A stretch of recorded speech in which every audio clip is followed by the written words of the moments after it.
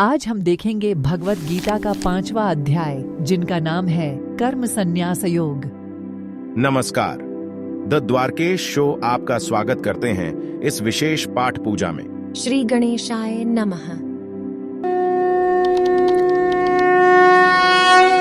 अर्जुन बोले, हे कृष्ण, आप कर्मों के संन्यास की और फिर कर्मयोग की प्रशंसा करते हैं, इसलिए इन दोनों में से जो एक मेरे लिए भली भांति निश्चित कल्याणकारक साधन हो उसको कहिए। श्री भगवान बोले, कर्म संन्यास और कर्मयोग ये दोनों ही परम कल्याण के करने वाले हैं, परंतु उन दोनों में भी कर्म संन्यास से कर्मयोग साधन में सुगम होने से श्रेष्ठ है। हे अर्जुन, जो पुरुष न किसी से द्वेष करता है और न किसी की आकांक्षा करता है, वह कर्मयोगी सदा सन्यासी ही समझने योग्य है, क्योंकि राग द्वेषादि द्वंद्वों से रहित पुरुष सुखपूर्वक संसार बंधन से मुक्त हो जाता है। उपर्युक्त सन्यास और कर्मयोग को मूर्ख लोग पृथक पृथक फल देने वाले कहते हैं, न कि पंडितजन, क्योंकि दोनों में से एक भी सम्यक प्रकार से स्थित पुरुष दोनों के फल रूप परमात्मा को प्राप्त होता है। ज्ञान योगियों द्वारा जो परम धाम प्राप्त किया जाता है, कर्म योगियों द्वारा भी वही प्राप्त किया जाता है। इसलिए जो पुरुष ज्ञान योग और कर्म योग को फल रूप में एक देखता है, वही यथार्थ देखता है। परंतु हे अर्जुन, कर्म योग के बिना संन्यास अर्थात मन, इंद्रिय और शरीर द्वारा होने वाले संपूर्ण कर्मों में कर्तापन का त्याग प्राप्त होना कठिन है, और भगवत स्वरूप को मनन करने वाला कर्मयोगी पर ब्रह्म परमात्मा को शीघ्र ही प्राप्त हो जाता है। जिसका मन अपने वश में है, जो जितेंद्रिय एवं विशुद्ध अंतःकरण वाला है, और संपूर्ण प्राणियों का आत्म रूप परमात्मा ही जिसका आत्मा है, ऐसा कर्मयोगी कर्म करता हुआ अभिलिप्त नहीं होता। तत्व को जानने वाला सांख्य योगी तो देखता हुआ, सुनता हुआ, स्पर्श करता हुआ, सूंघता हुआ, भोजन करता हुआ, गमन करता हुआ, सोता हुआ, श्वास लेता हुआ, बोलता हुआ, त्यागता हुआ, ग्रहण करता हुआ तथा आंखों को खोलता और मूंदता हुआ भी सब इंद्रियां अपने अपने अर्थों में बरत रही हैं। इस प्रकार समझकर निःसंदेह ऐसा माने कि मैं कुछ भी नहीं करता हूं। जो पुरुष सब कर्मों को परमात्मा में अर्पण करके और आसक्ति को त्याग कर कर्म करता है, वह पुरुष जल से कमल के पत्ते की भांति पाप से लिप्त नहीं होता।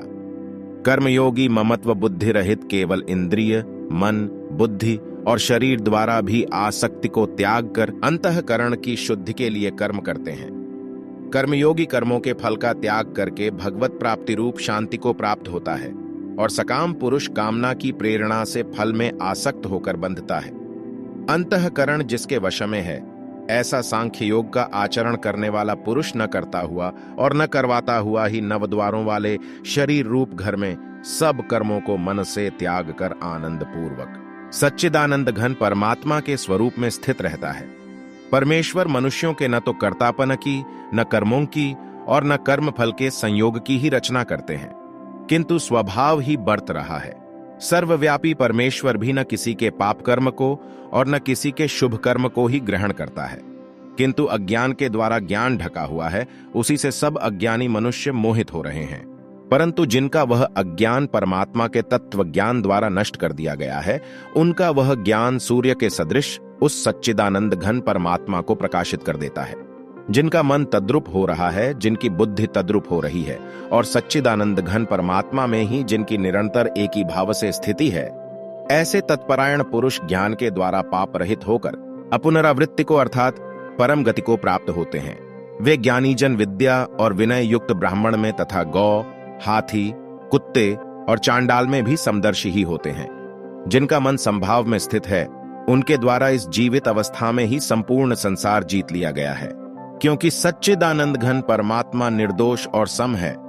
इससे वे सच्चिदानंद घन परमात्मा में ही स्थित हैं। जो पुरुष प्रिय को प्राप्त होकर हर्षित नहीं हो और अप्रिय को प्राप्त होकर उद्विग्न न हो, वह स्थिर बुद्धि, संशय रहित ब्रह्मवेत्ता पुरुष सच्चिदानंद घन पर ब्रह्म परमात्मा में एक ही भाव से नित्य स्थित है।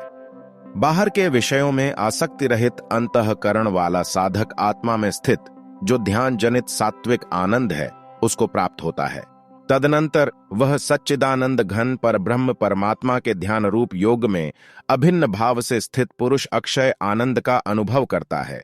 जो ये इंद्रिय तथा विषयों के संयोग से उत्पन्न होने वाले सब भोग हैं, यद्यपि विषयी पुरुषों को सुखरूप भासते हैं तो भी दुहक के ही हेतु हैं और आदि अंत वाले अर्थात अनित्य हैं। इसलिए हे अर्जुन, बुद्धिमान विवेकी पुरुष उनमें नहीं रमता।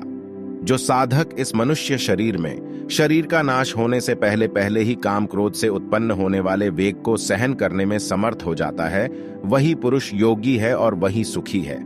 जो पुरुष अंतरात्मा में ही सुख वाला है, आत्मा में ही रमण करने वाला है तथा जो आत्मा में ही ज्ञान वाला है, वह सच्चिदानंद घन पर ब्रह्म परमात्मा के साथ एक ही भाव को प्राप्त सांख्य योगी शांत ब्रह्म को प्राप्त होता है।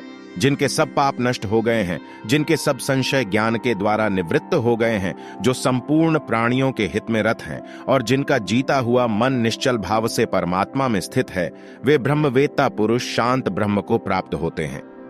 काम क्रोध से रहित जीते हुए चित्त वाले पर ब्रह्म परमात्मा का साक्षात्कार किए हुए ज्ञानी पुरुषों के लिए सब ओर से शांत पर ब्रह्म परमात्मा ही परिपूर्ण है। बाहर के विषय भोगों को न चिंतन करता हुआ बाहर ही निकालकर और नेत्रों की दृष्टि को भ्रिकुटी के बीच में स्थित करके तथा नासिका में विचरने वाले प्राण और अपान वायु को सम करके जिसकी इंद्रियां, मन और बुद्धि जीती हुई हैं, ऐसा जो मोक्ष परायण मुनि इच्छा, भय और क्रोध से रहित हो गया है, वह सदा मुक्त ही है। मेरा भक्त मुझको सब यज्ञ और तपों का भोगने वाला, संपूर्ण लोकों के ईश्वरों का भी ईश्वर तथा संपूर्ण भूत प्राणियों का सुहृद अर्थात स्वार्थ रहित दयालु और प्रेमी, ऐसा तत्व से जानकर शांति को प्राप्त होता है। मुझे आशा है कि यह वीडियो मददगार रहा होगा। यदि आपके कोई प्रश्न हैं तो कृपया मुझे बताएं। धन्यवाद।